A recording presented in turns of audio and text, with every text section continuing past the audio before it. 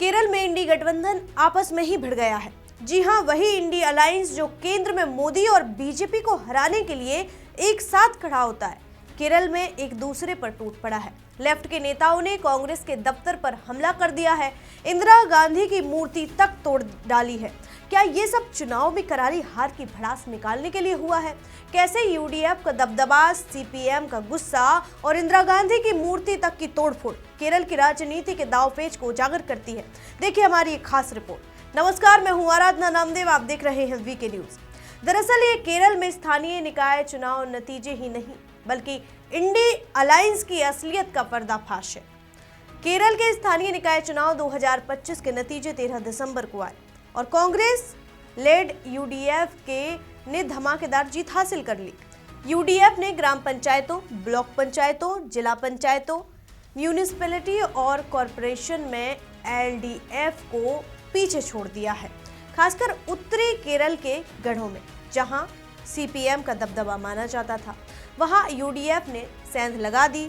LDF जो राज्य में सरकार चला रही है, उसी को हार इतनी भारी पड़ गई कि उनके कार्यकर्ता हार नहीं मान सके और नतीजे आने के कुछ घंटों बाद ही राज्य के कई हिस्सों में हिंसा भड़क उठी।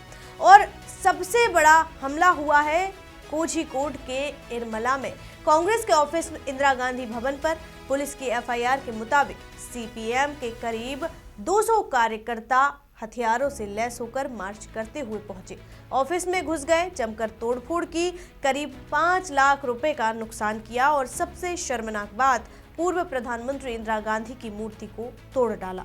इंदिरा गांधी जिन्हें कांग्रेस अपनी आइकॉन मानती है, उनकी मूर्ति तक नहीं बख्शी गई। ये सिर्फ एक ऑफिस पर अटैक नहीं था बल्कि कांग्रेस को सीधी चुनौती थी। हमले के बाद यूडीएफ कार्यकर्ता वहां जमा हो गए, हालात और ज्यादा बिगड़ गए। पुलिस ने पूरी रात मशक्कत करके स्थिति को संभाला।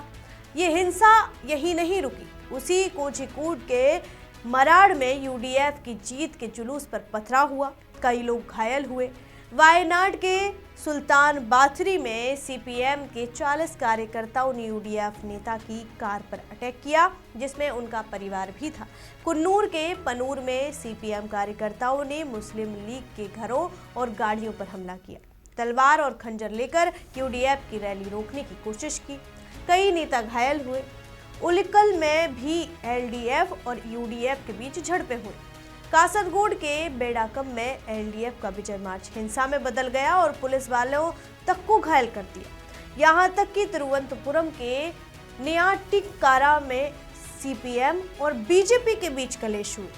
पूरे राज्य में तनाव, पुलिस ने अतिरिक्त फोर्स तैनात की है, कई एफआईआर भी दर्ज हुई हैं। अब सवाल ये है कि क्या ये जो सब हुआ है वो क्यों हुआ?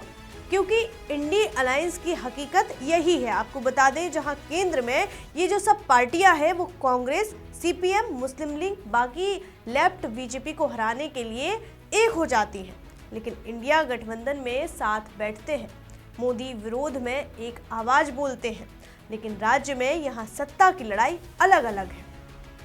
केरल में एलडीएफ और यूडीएफ सदियों से दुश्मन है। एलडीएफ को डर है कि ये लोकल बॉडी हार 2026 के असेंबली इलेक्शन में बड़ा झटका बनेगी। हार का गुस्सा निकालने के लिए कार्यकर्ताओं ने हिंसा का सहारा लिया।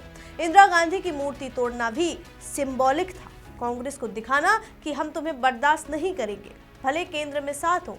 ये दिखाता है कि इंडी अलायंस सिर्फ मौका परस्ती है, सिद्धांत कुछ नहीं है। जहां पावर मिले वहां साथ, जहां नहीं वहां मारकाट। ये घटना केरल की राजनीति की कड़वी सच्चाई है। एक तरफ यूडीएफ की बड़ी जीत जो लोगों का एलडीएफ सरकार से मोह भंग दिखाती है, तो दूसरी तरफ हार नहीं सहन करने वाले लेफ्ट कार्यकर्ता जो लोकतंत्र में जीत हार का सम्मान करना नहीं जानते। इंदिरा गांधी की मूर्ति तोड़कर इन्होंने अपनी विचारधारा भी सामने रख दी है और इनकी विचारधारा की भी अब पोल खुल गई है। पुलिस कह रही है कि अब हालात कंट्रोल में है, लेकिन तनाव अभी भी व्याप्त है।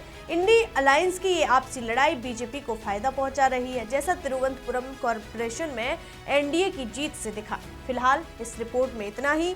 ऐसे ही तमाम खबरों के लिए देखते रहिए वीके न्यूज। इस खबर पर आपकी जो भी राय है कमेंट बॉक्स में हमें जरूर दीजिए। शुक्रिया। वीके न्यूज, राष्ट्र के नाम।